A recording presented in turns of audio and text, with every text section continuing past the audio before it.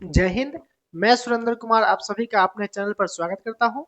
इस वीडियो में हम लोग हिंदी व्याकरण और संस्कृत व्याकरण दोनों के सभी वर्णों के उच्चारण स्थान के बारे में जानेंगे। ठीक है, किसी भी क्लास के विद्यार्थी हो, चाहे कक्षा 10th के हो, 12th के हो, या फिर किसी प्रकार की प्रतियोगिता परीक्षा की तैयारी करने वाले विद्यार्थीगण हो, चाहे सीबीएसई बोर्ड के विद्यार्थीगण हो, उन सभी के लिए यह एक महत्वपूर्ण कक्षा है। इस कक्षा में हम लोग जो है वर्णों के उच्चारण स्थान को जानेंगे। वर्णों का जो उच्चारण होता है वो मुख्यतः 5 भागों से होता है। ठीक है, मुख्यतः 5 भागों से होता है, किंतु उस 5 भागों में जब नाक की सहायता ली जाती है तो एक छठा भाग का निर्माण होता है। और कुछ वर्ण ऐसे होते हैं जिसके उच्चारण में दो दो भागों की सहायता लेनी पड़ती है। तो टोटल हमारे मुख में 9 भाग होते हैं जिससे सभी वर्णों का उच्चारण होता है। तो सबसे पहले आप निम्न 5 भागों को समझे। सबसे पहला भाग जो होता है कंठ, पहला भाग है। तालु, मूर्धा, दंत और ओष्ठ। दंत और ओष्ठ, ये मुख्य 5 भाग होता है। अब ये भाग होता क्या है समझिए। सबसे पहले समझिए कि ये भाग होता क्या है। तो अपने मुख मंडल में याद रखिएगा, मुख में ये मुख की आंतरिक भाग है। सब भाग कैसी भाग है भैया, तो मुख की आंतरिक भाग है। और इस मुख के अंदर जो हमारे लार ग्रंथि होता है, हमको चित्र तो बनाने नहीं आता लेकिन मैं आपको बताता हूं। जो लार ग्रंथि होता है, ठीक, लार ग्रंथि होती है ना, उसके जस्ट पीछे, जिसको हम लोग यहाँ पे कंठ मणि बोलते हैं, तो इसके आंतरिक भाग को हम लोग कंठ बोलते हैं। और इस कंठ से जिस वर्ण का उच्चारण होता है उसे कंठे वर्ण कहा जाता है। तो कंठ कहाँ हो गया, समझ में आ गया।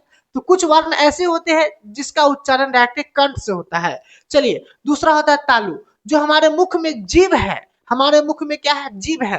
मैं आपको बताना चाहूंगा छोटा सा एक चित्र बना करके। जैसे मान लीजिए ये क्या है, दांत है। मान लीजिए कि ये क्या है, दांत है। दांत के ऊपर थोड़ा सा एक मसूर होता है। दांत के ऊपर क्या होता है, मसूर। और इस मसूर के बाद आप देखिएगा ना, तो हमारे मुखमंडल में कैसा ढलानी भाग बना हुआ रहता है। कैसा भाग रहता है, ढलानी वाला भाग हुआ रहता है। और इसी भाग में हमारे कंठ से कौन निकल के रहता है, कंठ से हमारा मांसल रचना कौन रहता है, जीभ रहता है।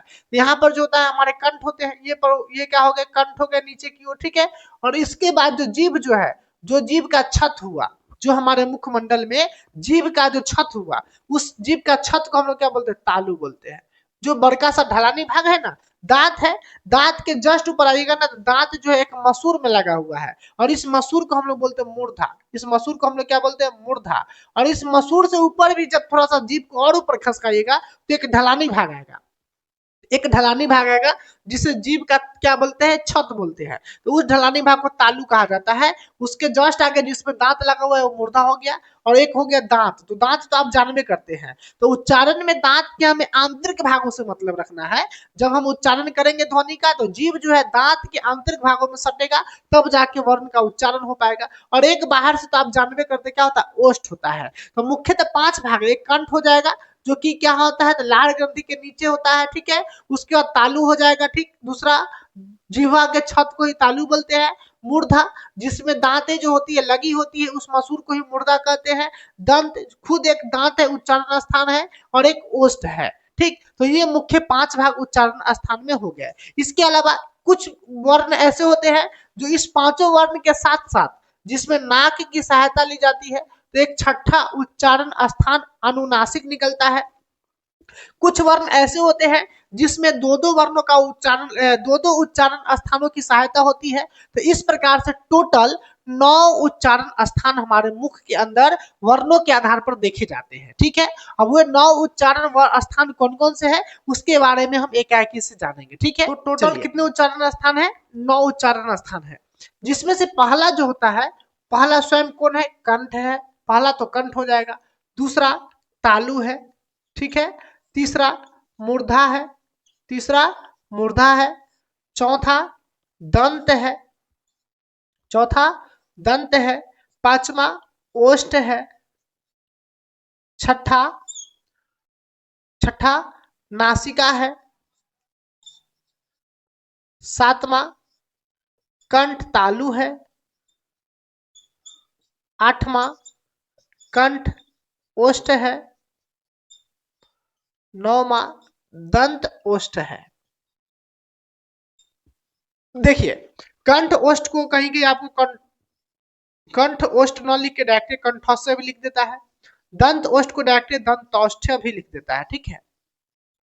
तो आपको ये देखने के लिए मिल सकता है कंठौष्य दंतौष्ठ्य, ठीक है। तो देखिए मैंने आपको बता दिया कि मुख्यतः 5 भाग होते हैं, कंठ, तालु, मूर्धा, दंत, ओष्ठ। लेकिन इस 5 भागों के अलावा कुछ वर्ण ऐसे होते हैं जो पांचों के अलावा नाक की सहायता से बोली जाती है, तो उसको नासिका कहते हैं, छठा भाग हो गया। कुछ वर्ण ऐसे होते हैं जिसमें दूदू उच्चारण स्थान का प्रयोग होने से उच्चारण होता है, जैसे कंठ और तालु, जिसमें कंठ और तालु की सहायता ली जाती है, कंठ और तालु की सहायता ली जाती है, कंठ तालु हो गया। जिसमें कंठ और ओष्ठ की सहायता ली जाती है, कंठ ओष्ठ हो गया। जिसमें जिसमें क्या होता है, दंत और ओष्ठ की सहायता ली जाती है, उसे दंत ओष्ठ कहते हैं, ठीक है। तो टोटल 9 भाग हो गए जिससे वर्णों का उच्चारण होता है। देखिए कंठ से जिस वर्ण का उच्चारण होता है उसे कंठे वर्ण कहा जाता है, उस वर्ण को हम लोग क्या कहते हैं, कंठे वर्ण कहते हैं संस्कृत में। तालु से जिस वर्णों का उच्चारण होता है उसे तालव्य वर्ण कहते हैं, ठीक है। उसी प्रकार से मूर्धा से जिस वर्ण का उच्चारण होता है उसे मूर्धन्य वर्ण कहते हैं। उसी प्रकार से क्या हो जाएगा, दंत से जिस वर्ण का उच्चारण हो पाता है उसे दंत्य वर्ण कहा जाता है, और जिस वर्ण का उच्चारण ओष्ठ से होता है इसे ओष्ठ्य वर्ण कहा जाता है, ठीक है। उसे क्या कहते हैं, ओष्ठ्य वर्ण कहते हैं। नासिका से जिस वर्ण का उच्चारण हो पाता है उसे अनुनासिक वर्ण कहा जाता है, उसे क्या कहते हैं, अनुनासिक वर्ण कहते हैं। कंठ तालु से जिसका उच्चारण हो पाता है उसे कंठ तालव्य कहा जाता है, उसे क्या कहा जाता है, कंठ तालव्य। जिस वर्ण का उच्चारण कंठ और ओष्ठ से होता है उसे कंठौष्य कहते हैं, क्या कहते हैं, कंठौष्य, जो कि मैंने बाहर भी लिख दिया था। दांत और ओष्ठ से जिसका उच्चारण होता है उसे दंतौष्ठ्य भी कहा जाता है, दंतौष्ठ्य भी कहा जाता है, ठीक है। तो ये टोटल हमारे मुख में 9 भाग हो गए। कंठ से उच्चारित होने वाले वर्ण कंठ्य हो गया, तालु से उच्चारित होने वाला तालव्य, मूर्धा से उच्चारित होने वाला मूर्धन्य हो गया, दंत से उच्चारित होने वाला दंत्य हो गया, ओष्ठ से उच्चारित होने वाला ओष्ठ्य हो गया, नासिका से उच्चारित होने वाला अनुनासिक हो गया, कंठ से और तालु से उच्चारित होने वाला कंठ तालव्य हो गया, कंठ और ओष्ठ से उच्चारित होने वाला कंठौष्य हो गया, दंत ओष्ठ से उच्चारित होने वाला दंतौष्ठ्य हो गया, ठीक है। अब इस सभी वर्णों को, जो कंठे वर्ण हो गया, तालव्य वर्ण हो गया, मूर्धन्य वर्ण हो गया, तो ये सब कौन कौन वर्ण है जिसको हम कंठ से बोलते हैं, कौन तालव्य वर्ण कौन कौन है जिसको हम तालु से बोलते हैं। तो इस सभी वर्णों को जानने के लिए हम लोग संस्कृत में कुछ सूत्र का प्रयोग करेंगे। उस सूत्र की सहायता से हम हिंदी और संस्कृत दोनों के वर्णों को आसानी से याद कर सकते हैं, और फिर उसे जन्म जन्मांतर तक हम नहीं भूलेंगे। एक बार अगर अच्छा से पढ़ लिए तो फिर उसे कभी हम नहीं भूल पाएंगे। तो चलिए अब हम एक एक सूत्र के साथ वर्णों को उच्चारण कैसे करना होता है हम आपको बताते हैं। तो सूत्र हम एक एक लिखते चलेंगे और आपको बताते हुए चलते, ठीक है। देखिए पहला सूत्र जो होता है ना, एक सूत्र होता है, पहला सूत्र है अकुह विसर्जनीय नाम कंठा। सूत्र का नाम क्या होता है, अकुह विसर्जनीय नाम कंठा। ये एक सिंपल सा सूत्र है, अकुह विसर्जनीय नाम कंठा। मैं आपको एक चीज बता देता हूं कि सूत्र में हम कैसे सूत्र का प्रयोग करते हैं। सबसे पहले सभी सूत्र के अंत में निया नाम आएगा, नाम नाम तो सबके सूत्र में आएगा। अकुह विसर्जनीय नाम, अच्छा अकुह विसर्जनीय नाम, नाम नहीं आया इसमें, नाम नहीं लिख पाया मैं। अकुह विसर्जनीय नाम कंठा, अकुह विसर्जनीय नाम कंठा।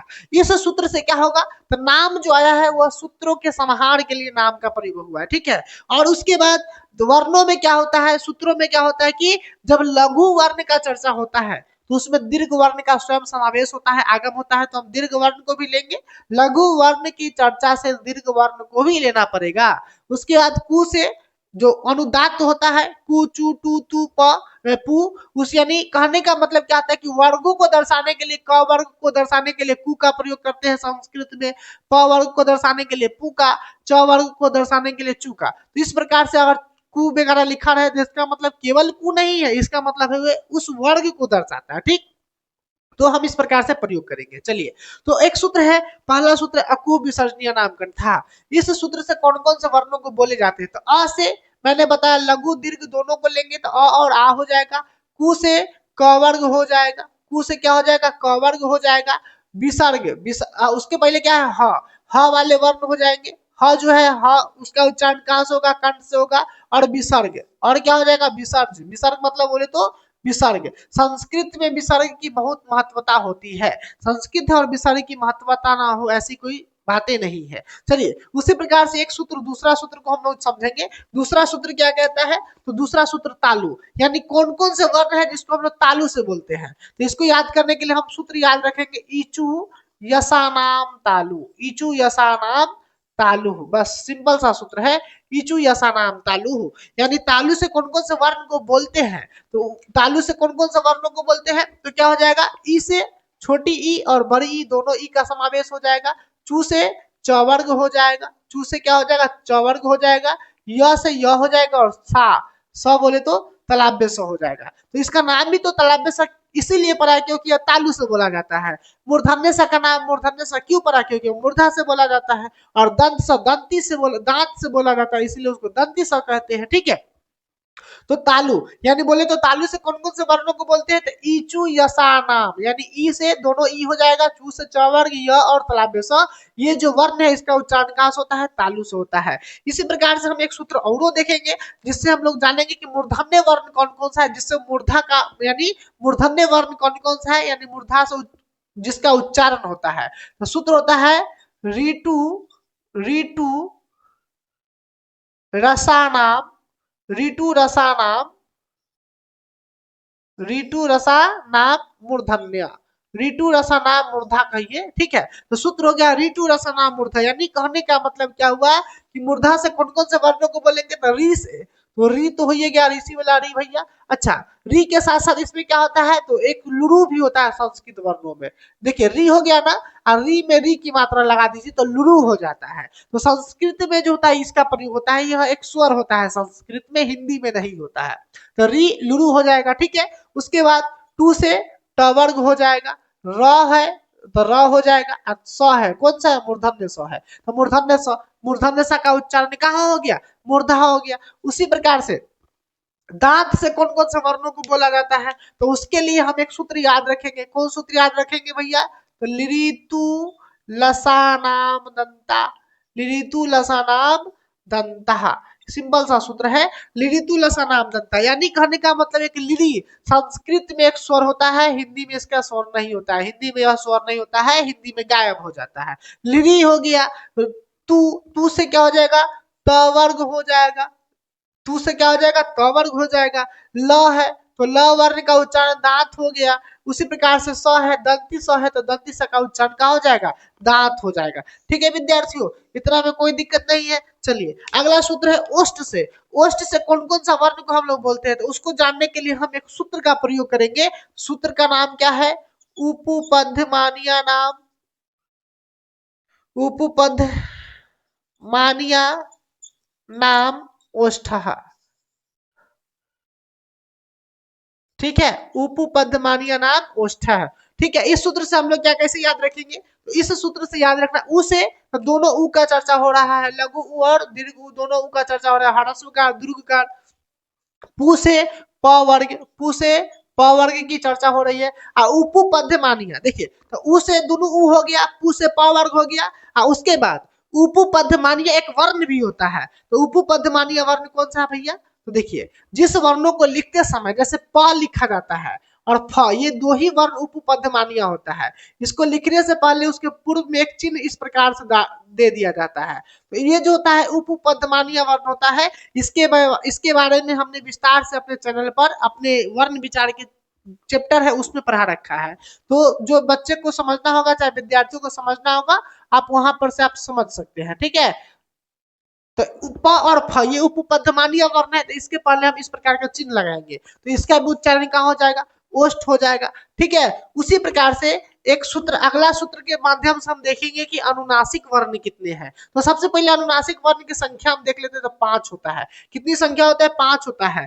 प्रत्येक वर्ग का जो पंचमा अक्षर है, कौन सा है विद्यार्थियों, पंचमा अक्षर। देखिए मैंने आपको बताया था ना कि नासिक यानी नाक की सहायता से, केवल नाक की सहायता से, अब प्रत्येक 5 वर्ग है, क वर्ग, च वर्ग, त वर्ग, ट वर्ग और प वर्ग। इस पांचों अक्षर के जो पंचमा अक्षर है, उस अक्षर को बोलने के लिए हमें नाक की भी सहायता लेनी पड़ती है, इसीलिए उसको हम लोग अनुनासिक वर्ण यानी पंचमा अक्षर वर्ण कह देते हैं। इसका सूत्र क्या हो जाता है विद्यार्थियों, यमंग्य ननानाम नासिका, यमंग्य ननानाम ननानाम नासिका, अनुनासिका, अनुनासिका। ठीक है, यमंगे नरनाम अनुनासिका, अनुनासिका तरीसा मिस्टेक हो गया था। यमंगे नरनाम अनुनासिका, यानी इस सूत्र से क्या होता है, पंचमा अक्षर। कौन सा अक्षर विद्यार्थियों, पंचमा अक्षर। अगर इस सूत्र को आप सही से समझे तो क ख ग घ अंग पंचमा अक्षर आ जाएगा, च छ ज झ न्यः पंचमा अक्षर आ जाएगा, ठीक है, ट ठ ड ढ नः पंचमा अक्षर आ जाएगा, ट ठ ड त थ द ध नः पंचमा अक्षर आ जाएगा, और प फ व म पंचमा अक्षर आ जाएगा। तो इस सूत्र में केवल पंचमा अक्षर दिए हुआ है। तो अनुनासिक वर्ण की संख्या कितना होता है, 5 होता है, और प्रत्येक वर्ग का जो पंचमा अक्षर है उसका उच्चारण स्थान अनुनासिका होता है, जिसमें नाक की सहायता ली गई है और कोई ना कोई मुख के भाग होगा। ठीक है, जैसे प्रत्येक पंचमा अक्षर में क वर्ग में कंठ है और उसके अलावा नाक की सहायता ली जाती है, तो इसको क्या बोलते हैं, अनुनासिक वर्ण भी हो गया। ठीक, चलिए आते हैं अगला रूल के ऊपर। अगला सूत्र कहता है कंठ तालव्य। कंठ तालव्य से कौन कौन वर्ण को याद करते हैं, कौन कौन वर्ण को बोलते हैं, तो याद रखेंगे ए दयितो, एक सूत्र होता है विद्यार्थियों, छोटा सा सूत्र है ए दयितो। सूत्र का नाम क्या है, ए दयितो कंठ तालव्य। ए दयितो कंठ तालव्य, यानी कंठ और तालु से ए और आई, ए और आई, ए और आई का उच्चारण कहाँ से होता है, तो ए और आई का जो उच्चारण है वो कंठ से होता है गुरुजी। ए और आई का उच्चारण कहाँ से होता है, तो कंठ से होता है। उसी प्रकार से अगला सूत्र की ओर हम लोग चलेंगे, और अगला सूत्र है 8 नंबर सूत्र है।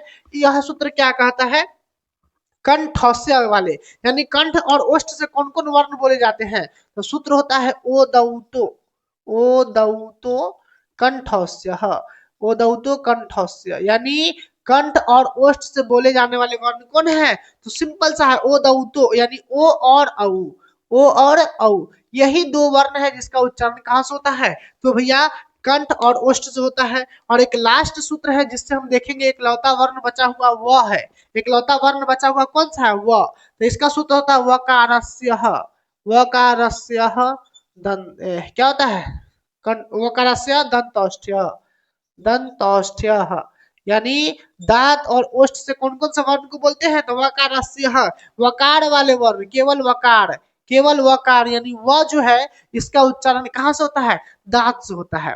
तो विद्यार्थियों, प्यारे विद्यार्थियों एवं मित्रों, उम्मीद करेंगे कि आपको इस वर्णों के उच्चारण में किसी प्रकार की कोई दिक्कत ना हो। किसी भी प्रतियोगिता परीक्षा में बैठे, बोर्ड परीक्षा में बैठे, अगर आपको इस वीडियो से क्या होगा कि जो भी उच्चारण स्थान से बनने वाले प्रश्न होंगे वो पूछे जाएंगे, तो उम्मीद करेंगे आप क्या करेंगे, उसका उत्तर सही लगाएंगे। अगर आपको नहीं समझ में आया तो मेरे चैनल पर जाइए एससे ऑनलाइन क्लासेज में, और वहां पर आपको वर्ण विचार का जो सबसे अंतिम कक्षा होगा, 7 नंबर कक्षा होगा, थैम्बल पर 7 लिखा होगा और लिखा होगा कि इस चैप्टर का अंतिम कक्षा है, तो उस पर आप वहां पर क्लिक कीजिए, और उसमें विस्तार से मैंने समझाया है। ये पे रिकॉर्डेड वीडियो है और इस काफी लंबा वीडियो हो जाएगा, तो व्यूवर्स जो है बड़े बड़े ज्यादा लंबे वीडियो को देखना पसंद नहीं करते हैं, इसीलिए मैंने इसको छाट छाट करके बहुत शॉर्ट किया है। मैं वहां पर 40 मिनट का क्लास होगा, 44 मिनट का, और यहाँ पर मैं 10 मिनट के अंदर में समझाने का प्रयास किया हूँ। तो विद्यार्थियों, इसी प्रकार से आप लोग को वीडियो अच्छा लगा, समझ में आया, तो वीडियो को लाइक कीजिए, चैनल को सब्सक्राइब कर लीजिए, और अपने मित्रों के पास इसे शेयर कर दीजिए जो 2026 में या फिर आने वाले वर्षों में तैयारी करेंगे संस्कृत से बोर्ड परीक्षा के लिए 10वीं में या 12th में, तो उन सभी के पास चैनल को शेयर कर दीजिए। जय हिंद दोस्तों, मिलते हैं फिर अगले कक्षा में, आप सभी को जय हिंद।